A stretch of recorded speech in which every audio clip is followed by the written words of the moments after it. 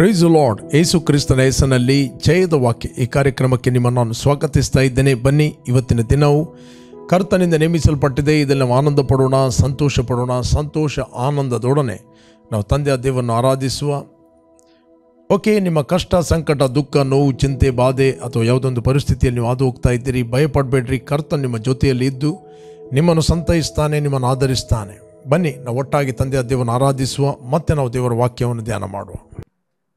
Thank you father. ತಂದೆ, ನಾವು ನಿನ್ನ ಸನ್ನಿಧಾನದಲ್ಲಿ ಮುಂಜಾನೆ ಹೊತ್ತಿನಲ್ಲಿ ಸ್ವಾಮಿ ನಾವು ಕುಟುಂಬವಾಗಿ ಕೂತುಕೊಂಡು ನಿನ್ನ ವಾಕ್ಯವನ್ನು ಧ್ಯಾನಿಸುತ್ತಾ ಇದ್ದೇವೆ ಸ್ವಾಮಿ. ಥ್ಯಾಂಕ್ ಯು ನಿನ್ನ ಪ್ರಸನ್ನತೆಯು ಈ ದಿವಸದಲ್ಲಿ ನಮ್ಮನ್ನು ನಡೆಸುವುದಕ್ಕೋಸ್ಕರ ಸ್ತೋತ್ರವನ್ನು ಸಲ್ಲಿಸ್ತಾ ಇದ್ದೇವೆ. ನಮ್ಮ ಹೆಜ್ಜೆಗಳು ತಂದೆ ನಿನ್ನಿಂದ ನೇಮಿಸಲ್ಪಟ್ಟಿದೆ. ಸರಿಯಾದ ಸಮಯದಲ್ಲಿ ಸರಿಯಾದ ಪ್ಲೇಸಲ್ಲಿ ನಾವು ಇರುವಂತೆ ನೀನು ನಮ್ಮನ್ನು ನಡೆಸುತ್ತೆ. ಅದಕ್ಕೋಸ್ಕರ ಸ್ತೋತ್ರ ಯೇಸುವಿನ ನಾಮದಲ್ಲಿ ತಂದೆ. Thank you father. ಆಶೀರ್ವದಿಸಿದ ನಂತರ ಬದಲಾಗದ ನನ್ನ ತಂದೆಯೇ, ಆಶೀರ್ವದಿಸಿದ ನಂತರ ಬದಲಾಗದ ನನ್ನ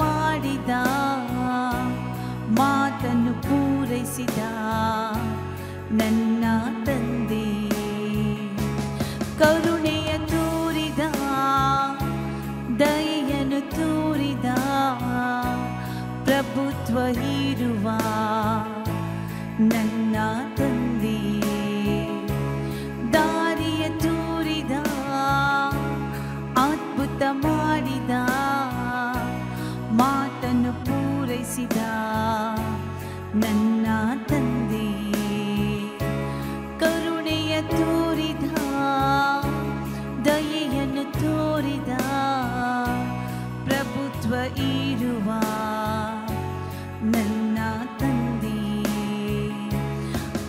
ಆಶೀರ್ವದಿಸಿದ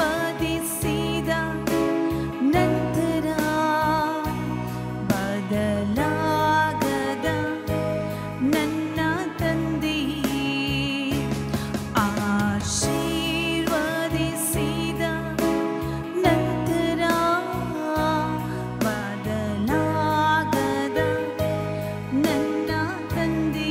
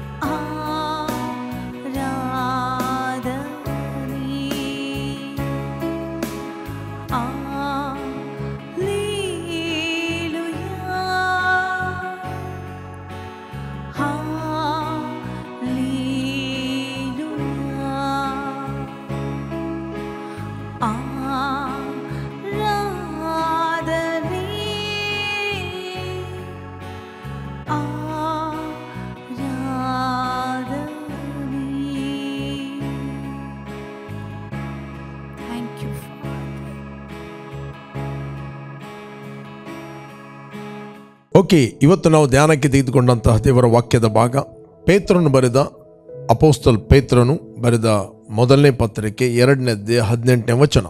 2 ವಚನಗಳನ್ನು ನಾವು ಓದುವ. 18 ಮತ್ತು 19ನೇ ವಚನ.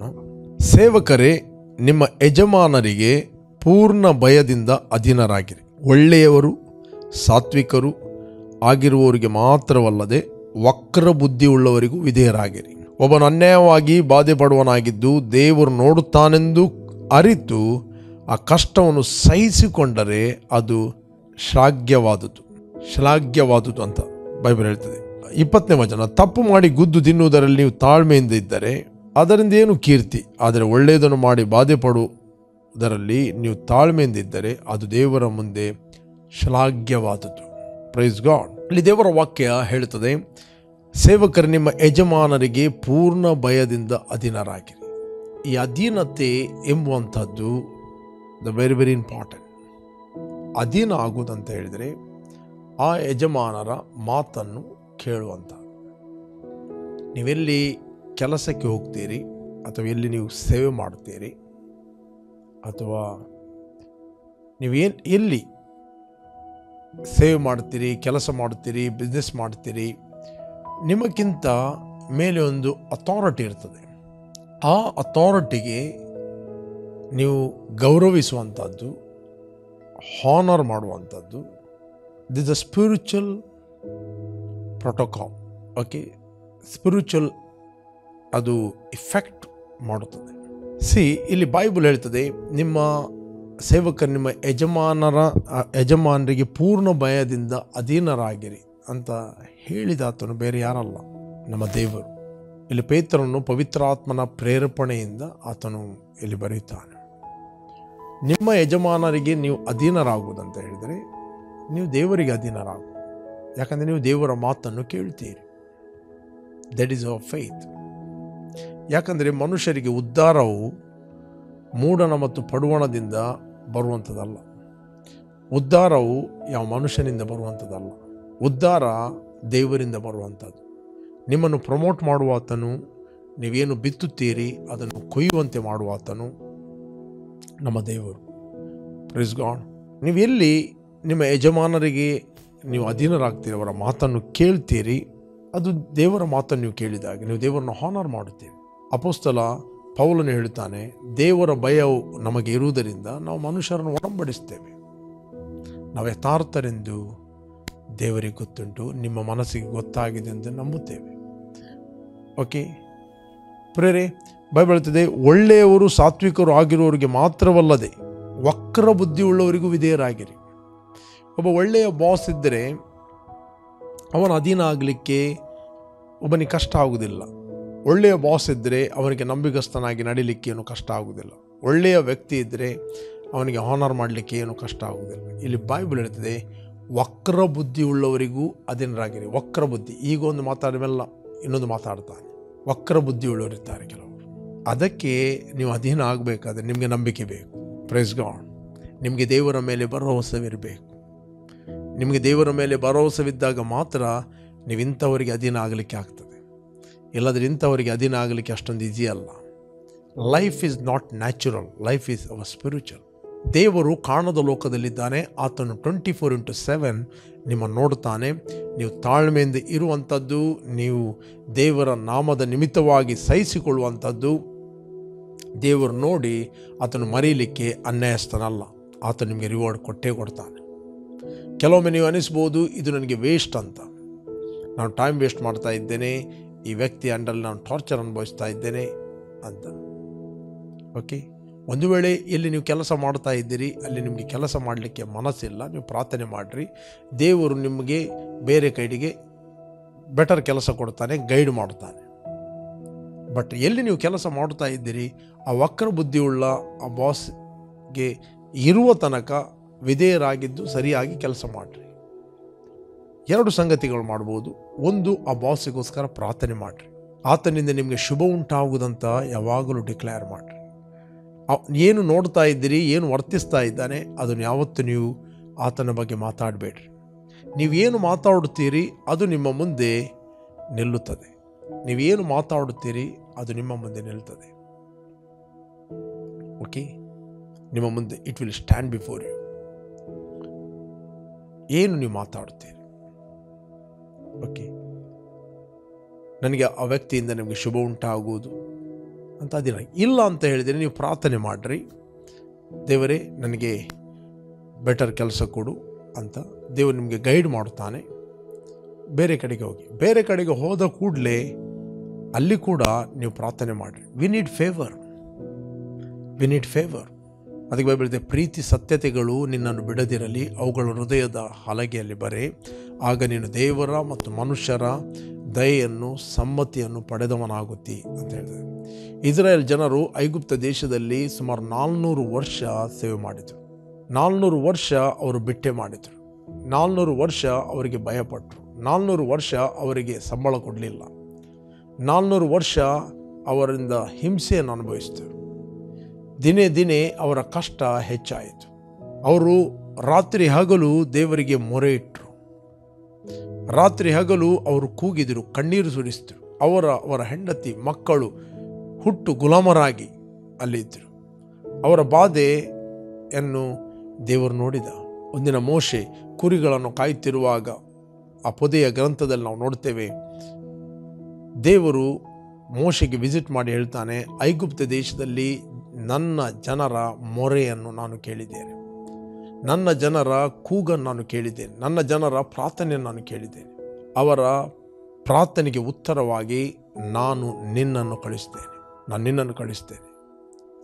ಐಗುಪ್ತ ದೇಶಕ್ಕೆ ದೇವರು ಮೋಶೆಯನ್ನು ನೇಮಿಸಿ ಅಭಿಷೇಕಿಸಿ ಕಳಿಸ್ತಾನೆ. ಯಾರ? ಅವರ ಪ್ರಾರ್ಥನೆಯನ್ನು ಕೇಳಿ. ಅದಕ್ಕೆ ಅಪೊಸ್ತಲ ಪೌಲ ಹೇಳ್ತಾನೆ, ದೇವರು ನಿಮ್ಮ ಪ್ರಾರ್ಥನೆಯನ್ನು ಕೇಳಿ ನಿಮ್ಮ ಬಳಿಗೆ ಖಂಡಿತವಾಗಿ ಆತನು ಬರಮಾಡುತ್ತಾನೆ, ಕಳಿಸ್ತಾನೆ ಅಂತ. ಪ್ರೇರೆ, ನಿಮ್ಮ ಪ್ರಾರ್ಥನೆ ಯಾವತ್ತೂ ವ್ಯರ್ಥವಾಗುವುದಿಲ್ಲ. ನೀವೆಲ್ಲಿ ಕೆಲಸ ಮಾಡುತ್ತೀರಿ ಅಲ್ಲಿ ನಿಮ್ಮ ಯಜಮಾನರಿಗೋಸ್ಕರ ಎವ್ರಿ ಡೇ ಪ್ರಾರ್ಥನೆ ಮಾಡಿರಿ. ನೀವೊಂದು ಸಭೆಗೆ ಹೋಗ್ತಾ ಇದ್ದೀರಿ, ಒಂದು ವೇಳೆ ಸಭೆಯಲ್ಲಿ ಅಲ್ಲಿ ಲೀಡರ್ಸ್ ಇದ್ದಾರೆ, ಪಾಸ್ಟರ್ಸ್ ಇದ್ದಾರೆ, ಅದು ಯಾರು ಲೀಡರ್ಶಿಪ್ಪಲ್ಲಿದ್ದಾರೆ ಅವರಿಗೋಸ್ಕರ ಎವ್ರಿ ಡೇ ನೀವು ಪ್ರಾರ್ಥನೆ ಮಾಡಿರಿ. ಯಾಕಂದರೆ you are born in to the kingdom. ನೀವು ದೇವರ ರಾಜ್ಯದಲ್ಲಿ ಹುಟ್ಟಿದ್ದೀರಿ. ನೀವು ದೇವರ ರಾಜ್ಯದಲ್ಲಿ ಹುಟ್ಟಿದ ನಂತರ ನೀವು ದೇವರ ರಾಜ್ಯದಲ್ಲಿ ಫಂಕ್ಷನ್ ಆಗುವಂಥ ಒಂದೇ ಒಂದು ಸಂಗತಿ, ಅದು ಪ್ರೇಯರ್. ನಿಮ್ಮ ಪ್ರಾರ್ಥನೆ. ನಿಮ್ಮ ಬಾಸ್ಗೋಸ್ಕರ ಪ್ರಾರ್ಥನೆ ಮಾಡಿರಿ, ಜನರಲ್ ಮ್ಯಾನೇಜರ್ಗೋಸ್ಕರ ಪ್ರಾರ್ಥನೆ ಮಾಡಿರಿ, ಸೂಪರ್ವೈಸರ್ಗೋಸ್ಕರ ಪ್ರಾರ್ಥನೆ ಮಾಡಿರಿ, ಯಾರೆಲ್ಲ ಅಧಿಕಾರಿಗಳಿದ್ದಾರೆ ಅವರೆಲ್ಲರಿಗೋಸ್ಕರ ಪ್ರಾರ್ಥನೆ ಮಾಡಿರಿ. ಒಂದು ವೇಳೆ ನೀವು ಕಷ್ಟವನ್ನು ಅನುಭವಿಸ್ತಿರ್ಬೋದು, ಅದು ಕಷ್ಟ ಜಾಸ್ತಿ ದಿನ ಇರುವುದಿಲ್ಲ. ದೇವರು ನಿಮ್ಮ ಕಣ್ಣೀರನ್ನು ಆತನ ಸಂತೋಷದಲ್ಲಿ ಬದಲಾಯಿಸಲು ಶಕ್ತನಾಗಿದ್ದಾನೆ. ಏನು ಈ ಹೊತ್ತಲ್ಲಿ ನೀವು ಅನುಭವಿಸ್ತಾ ಇದ್ದೀರಿ, ನೋವನ್ನು ಅನುಭವಿಸ್ತಾ ಇದ್ದೀರಿ. ಕೆಲವರು ಬಾಸಿನ ಅಂಡರ್ನಲ್ಲಿ ತುಂಬ ಟಾರ್ಚರ್ ಅನುಭವಿಸ್ತಾ ಇದ್ದಾರೆ, ಕಷ್ಟವನ್ನು ಅನುಭವಿಸ್ತಾ ಇದ್ದಾರೆ, ಪೀಡನೆಯನ್ನು ಅನುಭವಿಸ್ತಾ ಇದ್ದಾರೆ. ದೇವರು ನಿಮ್ಮ ಕಣ್ಣೀರನ್ನು ನೋಡಿದ್ದಾನೆ. ದೇವರು 24/7 ನೀವು ಅನುಭವಿಸ್ತಿರುವ ಕಷ್ಟವನ್ನು ನೋಡಿದ್ದಾನೆ. ನಿಮ್ಮ ಕಣ್ಣೀರನ್ನು ಆತನು ಮರೆಯಲಿಕ್ಕೆ ಅನ್ಯಾಯಸ್ಥನಲ್ಲ. ನಿಮ್ಮ ಕಣ್ಣೀರನ್ನು ಆತನು ತನ್ನ ಬುದ್ದಲಿಯಲ್ಲಿ ತುಂಬಿಸಿಟ್ಟಿದ್ದಾನೆ. ಪ್ರೇರೆ, ಆತ ನಿಮ್ಮನ್ನು ಪ್ರೀತಿ ಮಾಡುತ್ತಾನೆ, ಆತ ನಿಮ್ಮನ್ನು ಸಂತೈಸ್ತಾನೆ. ಅದಕ್ಕೋಸ್ಕರ ನಮಗೆ ಆತನು ಅಪ್ಪಣೆ ಕೊಟ್ಟಿದ್ದಾನೆ. ಪುರೇ ಅಧಿಕಾರಿಗಳಿಗೋಸ್ಕರ, ಯಜಮಾನರಿಗೋಸ್ಕರ ಪ್ರಾರ್ಥನೆ, ವಿಜ್ಞಾಪನೆ, ಮನವೇ, ಕೃತಜ್ಞತೆಯನ್ನು ಸಲ್ಲಿಸಿರಿ. ಎಲ್ಲ ಮನುಷ್ಯರಿಗೋಸ್ಕರ ಪ್ರಾರ್ಥನೆ ಮಾಡಿರಿ ಅಂತ ಹೇಳ್ತದೆ. ಪ್ರೇರೆ, ಬೆಳಿಗ್ಗೆ ಕೆಲಸಕ್ಕೆ ಹೋಗುವ ಮುಂಚೆ ನಿನ್ನ ಕಾರ್ಯಭಾರವನ್ನು ಯೆಹೋವನಿಗೆ ವಹಿಸಿಕೊಟ್ಟು ಹೋಗು. ಬೈಬಲ್ ಹೇಳ್ತದೆ 16ನೇ ಅಧ್ಯಾಯದಲ್ಲಿ 3ನೇ ವಚನದಿಂದ ಓದಿದರೆ ನಮಗೆ ಸಿಗ್ತದೆ, ನಿನ್ನ ಕಾರ್ಯಭಾರವನ್ನು ಯೆಹೋವನಿಗೆ ವಹಿಸಿಕೊಟ್ಟರೆ ನಿನ್ನ ಉದ್ದೇಶಗಳು ನೆರವೇರುವವು. ಬೇಕಾದರೆ ನಾವು ಓದ್ತೇನೆ. ಜಾನೋಕ್ತಿ 16ನೇ ಅಧ್ಯಾಯ 3ನೇ ವಚನ, ನಿನ್ನ ಕಾರ್ಯಭಾರವನ್ನು ಯೆಹೋವನಿಗೆ ವಹಿಸಿದರೆ ನಿನ್ನ ಉದ್ದೇಶಗಳು ಸಫಲವಾಗುವ. ಹೇಗೆ ವಹಿಸುವಂಥದ್ದು? Through the prayer. ನಿನ್ನ ಕಾರ್ಯಭಾರವನ್ನು, ನಿನ್ನ ಕೆಲಸವನ್ನು, ನೀನು ಹೊರಗೆ ಬಿಸ್ನೆಸ್ಗೆ ಹೋಗ್ತಾ ಇದ್ದಿ, ಯಾರಿಗೆ ಮೀಟ್ ಆಗಲಿಕ್ಕೆ ಹೋಗ್ತಾ ಇದ್ದಿ, ಯಾರಿಗೆ ಮೊದಲು ದೇವರನ್ನು ಮುಂದೆ ಇಟ್ಟು ನಿನ್ನ ಕಾರ್ಯಭಾರವನ್ನು ದೇವರಿಗೆ ವಹಿಸಿಕೊಡು. ನಿನ್ನ ಪ್ರಾರ್ಥನೆಯಲ್ಲಿ ದೇವರ ಹತೋಟಿ ಕೊಡು, ಆಗ ನಿನ್ನ ಉದ್ದೇಶಗಳು ನೆರವೇರುತ್ತವೆ. ಪ್ರೇರೆ, ಸುಮ್ಮನೆ ಬೆಳಿಗ್ಗೆ ಎದ್ದು ಪ್ರಾರ್ಥನೆ ಮಾಡದೆ ಅಥವಾ ಸತ್ಯವೇದ 1-2 ವಚನವನ್ನು ಓದದೆ ಅಥವಾ ಸುಮ್ಮನೆ ಎದ್ದು ಮುಖ ತೊಳೆದು ತಿಂಡಿ ತಿಂದು ಹೊರಗೆ ಹೋಗಬೇಡ್ರಿ. At least pray half an hour, ಒಂದು ಅರ್ಧ ಗಂಟೆ ದೇವರ ಸನ್ನಿಧಾನದಲ್ಲಿ ಕೂತ್ಕೊಳ್ರಿ. ದೇವರ ಸನ್ನಿಧಾನದಲ್ಲಿ ಮೆಡಿಟೇಟ್ ಮಾಡಿರಿ. ದೇವರು ನಮಗೆ 24 ಗಂಟೆಗಳನ್ನು ಕೊಟ್ಟಿದ್ದಾನೆ. ಅಟ್ಲೀಸ್ಟ್ 1-2 ಅವರ್ ದೇವರ ಸನ್ನಿಧಾನದಲ್ಲಿ ಸ್ಪೆಂಡ್ ಮಾಡಿರಿ. ಊಟ ಮಾಡಲಿಕ್ಕೆ ಎಷ್ಟು ಸಮಯ ತೆಗೆದುಕೊಳ್ತೀರಿ? ಮಾತಾಡಲಿಕ್ಕೆ ಎಷ್ಟು ಸಮಯ ತೆಗೆದುಕೊಳ್ತೀರಿ? ಡಿಸ್ಕಸ್ ಮಾಡಲಿಕ್ಕೆ ಎಷ್ಟು ಸಮಯ ತೆಗೆದುಕೊಳ್ತೀರಿ? ಒಂದು ವಿಷಯವನ್ನು ಸುದ್ದಿಗಳನ್ನು ಹಾಗೆ ಆಯ್ತಂತೆ, ಈ ಸುದ್ದಿಗಳನ್ನು ಡಿಸ್ಕಸ್ ಮಾಡಲಿಕ್ಕೆ ಎಷ್ಟು ಸಮಯ ತೆಗೆದುಕೊಳ್ತೀರಿ? ಫೋನಲ್ಲಿ ಎಷ್ಟು ಸಮಯ ನೀವು ವೇಸ್ಟ್ ಮಾಡ್ತೀರಿ? ಅದರ ಬದಲು ಆ ಫೋನನ್ನು, ಆ ಸೋಷಿಯಲ್ ಮೀಡಿಯಾವನ್ನು, ಆ ಡಿಸ್ಕಷನನ್ನು ಬಂದ್ ಮಾಡಿ ದೇವರೊಟ್ಟಿಗೆ ಪ್ರಾರ್ಥನೆ ಮಾಡಿರಿ. ಅನೇಕ ಪರಿಸ್ಥಿತಿಗಳು ಬದಲಾಗುತ್ತವೆ. ಅನೇಕ ಸೆಟಲ್ಮೆಂಟ್ಗಳು ಆತ್ಮಿಕ ಲೋಕದಲ್ಲಿ ಉಂಟಾಗುತ್ತವೆ.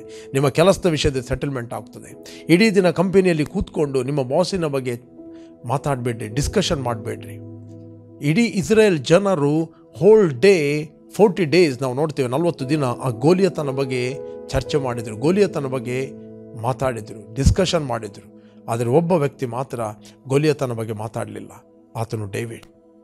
ಅದಕ್ಕೆ ದಾವೀದನು ಹೇಳ್ತಾನೆ, ದುಷ್ಟರ ಆಲೋಚನೆ ನಡೆಯದೆ, ಪಾಪಾತ್ಮರ ಮಾರ್ಗದಲ್ಲಿ ನಿಂತುಕೊಳ್ಳದೆ, ಧರ್ಮ ನಿಂದಕರೊಡನೆ ಕೂತುಕೊಳ್ಳದೆ, ಯೆಹೋವನ ಧರ್ಮಶಾಸ್ತ್ರದಲ್ಲಿ ಆನಂದ ಪಡುವನಾಗಿ ಹಗಲಿರುಳು ಧ್ಯಾನ ಮಾಡುವವನು ಅವನೆಷ್ಟೋ ಧನ್ಯನು. ಅವನ ನೀರಿನ ಕಾಲುವೆಗಳ ಬಳಿಯಲ್ಲಿ ಬೆಳೆದ ಮರ.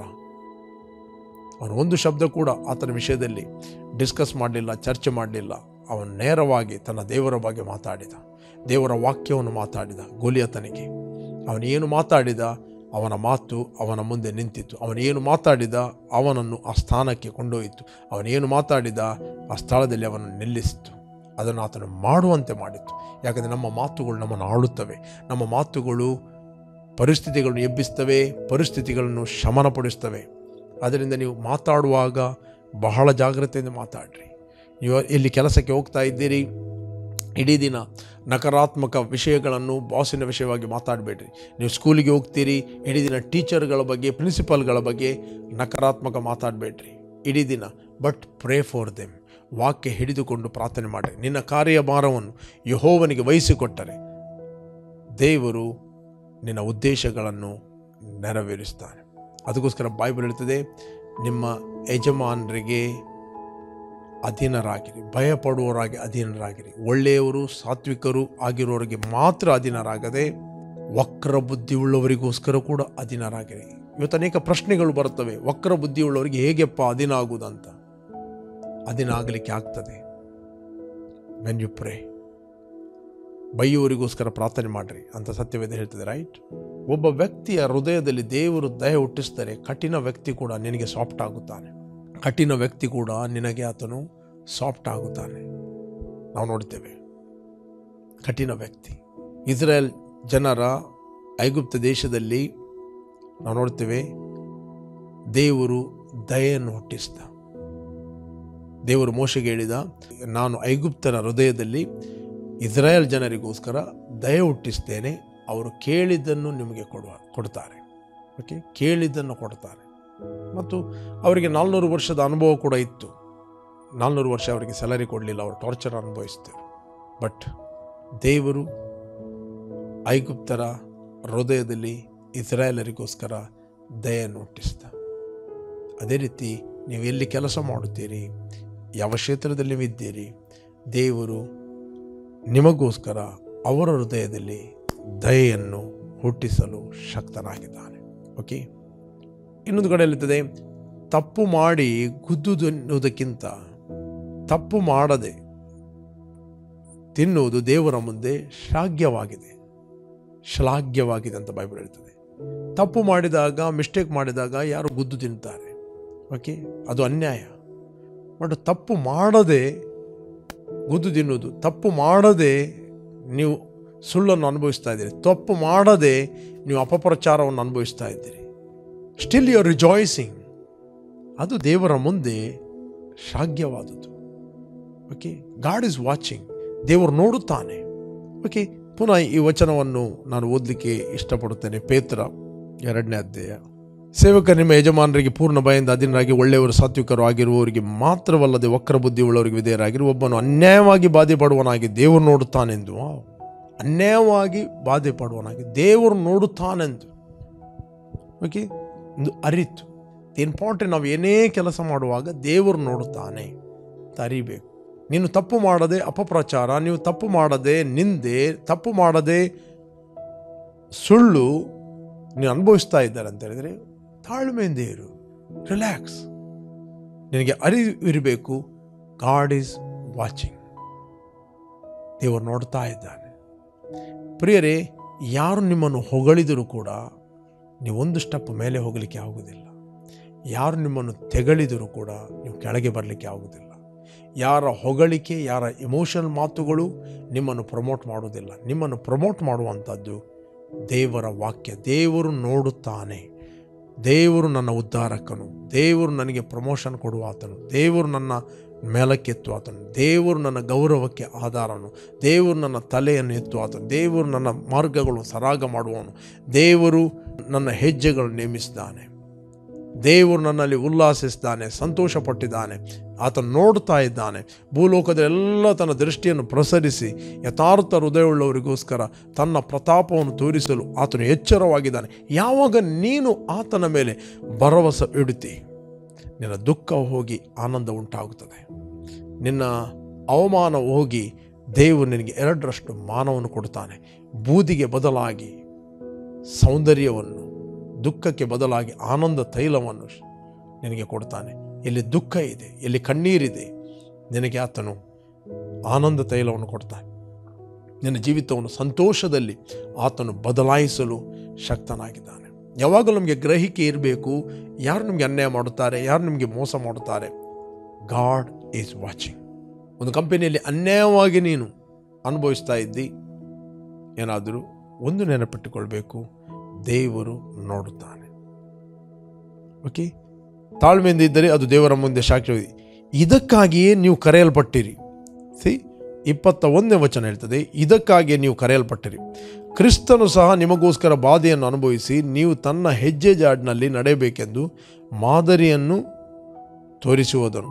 ಆತನು ಯಾವ ಪಾಪವನ್ನು ಮಾಡಲಿಲ್ಲ, ಆತನ ಬಾಯಿಯಲ್ಲಿ ಯಾವ ವಂಚನೆಯೂ ಸಿಗಲಿಲ್ಲ, ಬೈಯುವವರನ್ನು ಆತನು ಪ್ರತಿಯಾಗಿ ಬೈಯಲಿಲ್ಲ.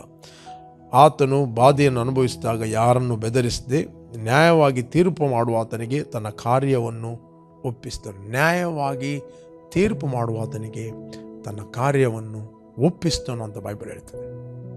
ಅದಕ್ಕೆ ಬೈಬಲ್ ಹೇಳ್ತದೆ, ನಿನ್ನ ಕಾರ್ಯಭಾರವನ್ನು ಯೆಹೋವನಿಗೆ ವಹಿಸಿಕೊಟ್ಟರೆ ನಿನ್ನ ಉದ್ದೇಶಗಳು ನೆರವೇರು.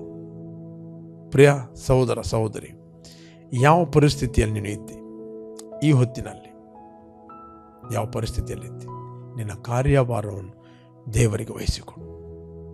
ಕೆಲಸದ ವಿಷಯವೋ, ಸಾಲದ ವಿಷಯವೋ, ಅಥವಾ ಮನೆಯ ವಿಷಯವೋ, ದಾಂಪತ್ಯ ಜೀವಿತ ವಿಷಯವೋ, ಮಕ್ಕಳ ವಿಷಯವೋ, ಬಿಸ್ನೆಸ್ನ ವಿಷಯವೋ, ನೀನು ಮಾಡುತ್ತಿರೋ ಕರ್ತನ ಸೇವೆಯ ವಿಷಯವೋ, ನಿನ್ನ ಮಕ್ಕಳ ಮದುವೆ ವಿಷಯವೋ, ಅಥವಾ ಮಕ್ಕಳ ಎಜುಕೇಷನ್ನ ವಿಷಯವೋ, ಅಥವಾ ಅವರ ಹೈಯರ್ ಸ್ಟಡಿಯ ವಿಷಯವೋ, ಅಥವಾ ನೀನೊಂದು ಏನಾದರೂ ಕೆಲಸ ಮಾಡಬೇಕೆಂದಿದ್ಯೋ ಅದರ ವಿಷಯವೋ, ಯಾವ ವಿಷಯ, ಓಕೆ, ಯಾವುದೊಂದು ಕಟ್ಟಲಿಕ್ಕೆ ಸ್ಟಾರ್ಟ್ ಮಾಡಿದ್ದಿ ಅಥವಾ ಹೊಸ ವೆಹಿಕಲ್ ತೆಗೆದುಕೊಂಡಿದ್ದಿ, ಎನಿಥಿಂಗ್, ನಿನ್ನ ಕಾರ್ಯಭಾರವನ್ನು ಯೆಹೋವನಿಗೆ ವಹಿಸಿಕೊಟ್ಟರೆ ಈ ಉದ್ದೇಶವು, ಈ ಕಾರ್ಯವನ್ನು, ನಿನ್ನ ಉದ್ದೇಶ ಸಫಲವಾಗ್ತದೆ. ನಿನ್ನ ಬಲ, ನಿನ್ನ ಶಕ್ತಿ, ನಿನ್ನ ಸಾಮರ್ಥ್ಯದಿಂದ ನೀನು ಏನು ಮಾಡಲಿಕ್ಕೆ ಆಗೋದಿಲ್ಲ. ನಿನ್ನ ಸ್ವಂತ ಪ್ರಯತ್ನದಿಂದ ನೀನು ಏನು ಮಾಡಲಿಕ್ಕೆ ಆಗೋದಿಲ್ಲ. Without God you can do nothing. ನಿನಗೇನು ಮಾಡಲಿಕ್ಕೆ ಆಗೋದಿಲ್ಲ.